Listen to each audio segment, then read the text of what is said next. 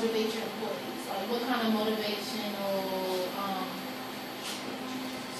strategies do you use with your employees? Okay, there's a few different motivational strategies we use. Every day we have,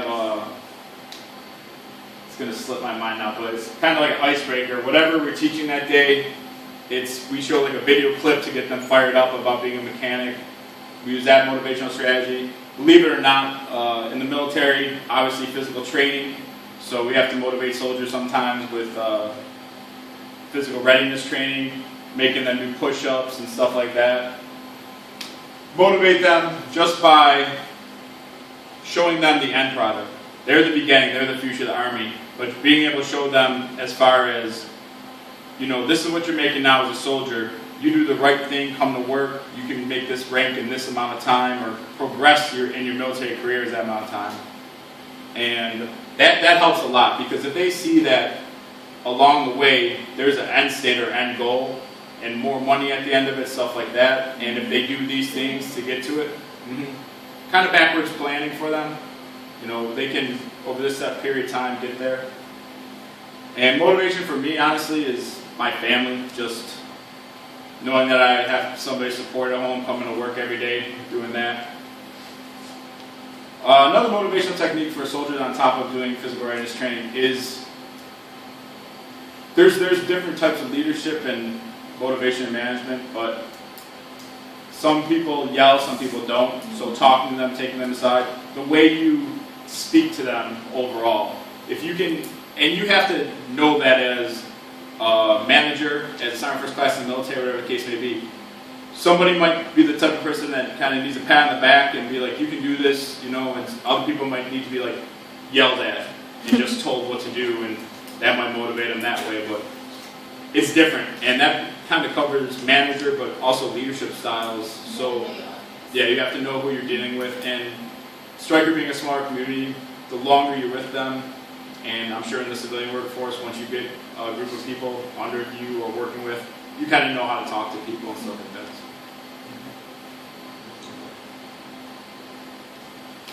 All right, next question. Former President Harry S. Truman defined leadership as a man who can persuade people to do what they want to do, or do what they are too lazy to do, and like it. Rosalind Carter defined the difference between a manager and a leader by stating, a manager takes people where you want them to go. A great leader takes people where they don't necessarily want to go, but out to.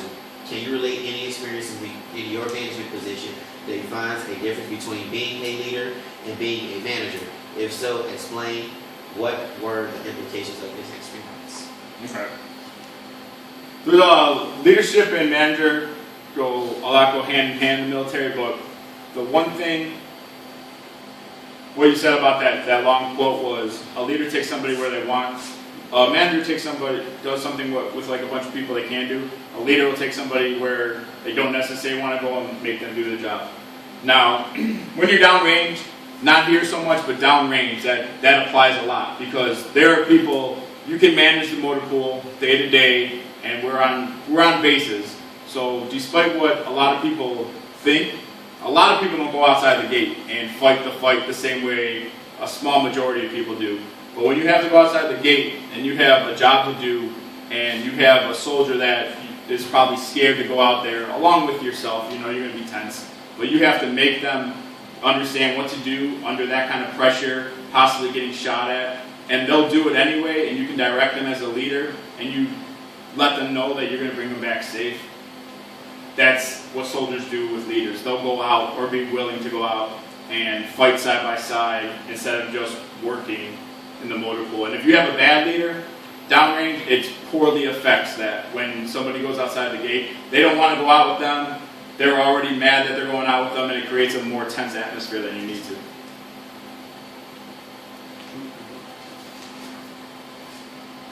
I have a question that's not on the paper. Okay. What would you say are your strengths with your position, within your position? Strengths, how? Can you Like, elaborate? being a manager, like, what causes you to be the best manager you can be? It goes back to, for me, personally, it goes back to seeing people excel under me. I really get a kick out of if I've progressed to the Army pretty fast, and when I have the opportunity as a manager to help the people below me, and then I see them, want to work for me, and I see them get to excel in their military career, and I actually get to be there and witness it. That's what kind of drives me as a manager, and the work, everything they do on a day-to-day basis. And the same thing, it goes the other way too. When people don't do well, it's kind of frustrating, because if they would just listen to you as a manager, you would see them excel, and you would get to do that. And then when you give them simple things to do as a manager and they don't do that, it just drives you crazy in this position. So. Okay, well, I'm going to jump around just so we can mix it up a little bit. Okay. What is your typical way of dealing with conflict in your position? Well, conflict. Oh my goodness. Between employees and you, or just employees? Okay, there's so many different ways in the military right now to deal with conflict. I'm sure there's other things that correlate in civilian workforce, but if I have to deal with somebody, on-the-spot correction is one way. I'll approach them, I'll pull them aside, let them know they're not doing something correctly. Mm-hmm. As far as conflict, if they want to come back at me, I'll be a professional for that time being and walk away and wait till we go on break or something, and then I will address them as need be. For more serious matters, for EO complaints, when they do something like that, SHARP, which is sexual assault, sexual harassment prevention, we have people that we actually have to contact when stuff like that goes out. If they have EO complaint, they have a racial slur, they do something sexual to offend a female, or a female NCO does something sexual to offend a male, we have to pull them out of that situation immediately and contact the representative that works for our battalion, which would be, your company, and have them deal with that. We have to report it, we'll end up having to sign it, but stuff like that, more serious, has to be dealt with in a different manner.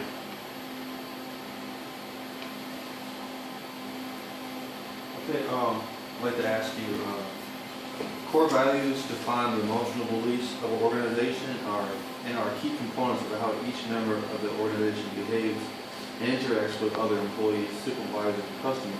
Does your organization have any core values?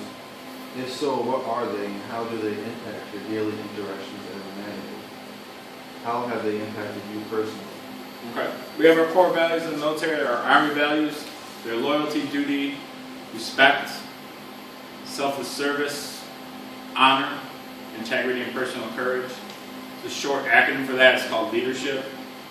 But they affect everything every day, and they also affect you when you get, as I mentioned, you get those evaluations, those reports. If you get a report, and on the front of that report, there's a lot of things you can do wrong as an NCO that can be forgiven, but on the front of the report, there's those 7 core values.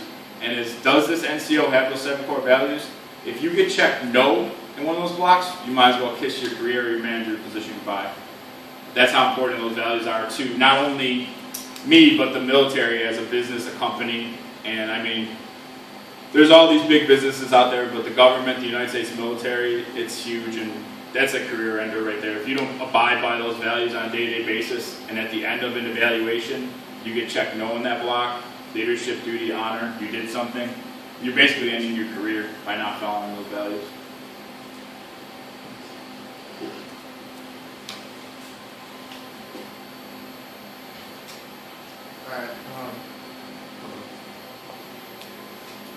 Alright, in any company or organization, there are typically goals for improvement. Objectives can be seen as a stepping stones to obtain those goals. As a manager, how do you keep your team, Team? Sorry. How do you keep your team from missing the objectives that's been set? Here we have an order merit list. So it's a little different because for potential purposes, when somebody does well here, there's not, you can do that on the report, but as far as for classes and keeping them on track for badges and stuff, there's a progression here. The badges are right on the wall there. It goes from that blue being associate to the red one being master. And there's so many hours, so many classes you have to complete while doing that. Well, we have an order and merit list based on two things. One is at your time at Fort Lee, so you get to go to these courses based on time, and the other is based on your time in the military. But the instructors have to be proactive in getting the observations that they need to obtain those badges. Each one requires so many. So if they're not proactive, you gotta go down there. They're only required to do one a quarter, so one every 3 months. But as a manager, as the tier chief, I have to go down there and be like, hey, you're only one away from your badge, so we can get you another one. Are you doing your hours tracker, which takes like 2 seconds a day, but the NCOs, for some reason here, will wait months to do it. So you have to really, I don't want to say you have to stay on top of them. You don't have to micromanage them so much, but you have to stay on top of them when it comes to that stuff. Because a lot of people that come in the military, you all are pretty young, I'm 33, but people that come in the military, often rank is taken with maturity, which isn't always the case. You can have a staff sergeant that's only 23 years old that has to lead all these soldiers. So even though a staff sergeant, he or she's a staff sergeant, and they have to lead all these people, manage all these people, sometimes they never had a job in the first place coming out of high school, working at McDonald's or anything like that. So they don't understand little things about managing time that they still have to be reflected and taught. Did that kind of answer it? Yeah. Okay. Sorry.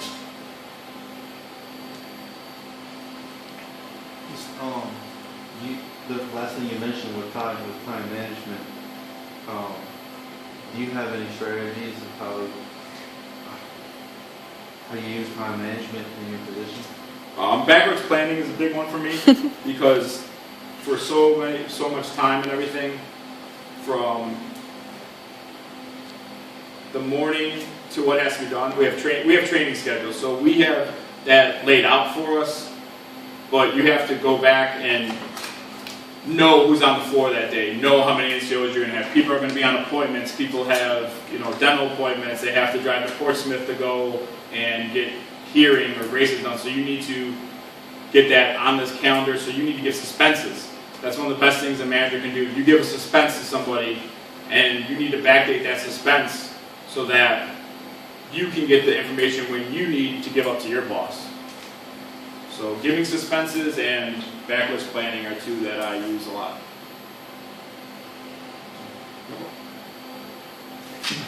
Okay. If an objective is missed, how do you go about ensuring that they continue moving forward? Okay, you can do an on-the-spot correction and tell them, but if they do something as far as missing something where you already gave them a hard time for it and a suspense, you do a 4856 here, which is a developmental counseling. And they can be developmental, they could be punitive, or... Developmental counseling. No problem. They can be punitive, so you're punishing them, or recommending them for punishment. So it depends on how much they've been doing it, or what needs to happen. You think that person had a bad day, they showed up late to work, they never showed up late, you might just talk to them about it. But if they are continually doing it and they're showing a pattern, that's what you have all the counselings for. So when you if I turned it in, we can't actually give punishment, but we recommend to our commanding officer, and then they would read what we wrote up and they would move forward for missing objectives. And on top of that, that reflects back where we have the power to their NCOERs. I'm going to forget all the blocks on the NCOER. But there's 5 blocks on the NCOER. We have training, competence, leadership, accountability, and I can't remember the 5th one. So if they have a layout they have to do, and they don't make that layout of a tool, inventory, something like that, then they'll get in a lot of trouble. So that you can get hit up on your report that you get annually, and you get actually punished, wages garnished from that, and stuff like that. So there's a lot for not meeting your objectives. But, it goes back to dealing with that person and handling them accordingly. You don't want to flip out on somebody. And another thing as a manager that a lot of people in the crowd, kind of tailors off the question a little bit, but a lot of people in the military have this problem. When you have a bad day, they take it out on their subordinates. And you don't ever want to do that as a leader, as a manager. You're not going to, if you need to keep your personal stuff at home and business stuff business, because if you have a bad day and something's going on at home, and that person didn't show up just one time, and now you're going to try and get in trouble because you're having a bad day, you don't want to do stuff like that. So you need to have tact and be professional at all times. All right. How would you describe the responsibilities of this position and having to deal with your employers and meet their needs as well? I would describe that as very difficult, especially here at the schoolhouse, because this is where everything starts. So we have a lot of, we call them higher ups, but generals. You normally in a military career, when you're in force comp, you might not talk or speak to a general, but once or twice, sergeant majors, once or twice, but you have all these people always watching you, always seeing what you're doing, the responsibilities of your job on a day-to-day basis. This is a brand new military occupational specialty, striker is. So when we came up, we had to get accredited, just like a college or institution. People came through. So that adds a lot of responsibility to the job. You need to be making sure that everything is right day in and day out, because these people can do surprise inspections. So it's difficult in that way, but at the same time, we have a set schedule. So comparison to a regular military, you know what time you're going home at the end of the day, so you have that to look forward to. But the responsibility and accountability, because it's not only you, you're training the future of the Army here, and 300 soldiers come through here a year in this building, but overall, there's thousands upon thousands. So when you know your impact is going to impact your battle buddy out there in the unit, then you want to take more time and more care for it to happen.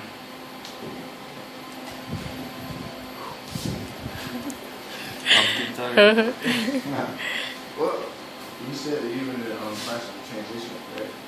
What's that? You said you're in the process. I am in the process of transition. That's what would be your goals for the teachers to, I guess, improve the management positions? I just kind of, for me, tact. Sometimes I stressed it. I have it in certain ways, but in other ways I don't. I actually gave a speech on Friday to all my fellow people, thanking them for leaving, and I kind of, without knowing it, hit up a gentleman that works in the building, and I didn't mean to say anything bad about him, but I said so. As far as the management position, the outside looking in is what I have to realize that there's always other people, not only my department watching me, or because you get comfortable. So you know that if I say this, my boss isn't going to get mad at me, this guy's not going to get mad at me, but somebody else that was in that audience might think, wow, does he have a problem with that guy? So when the outside looking in for me, I have to just mentally be more aware as a manager about that.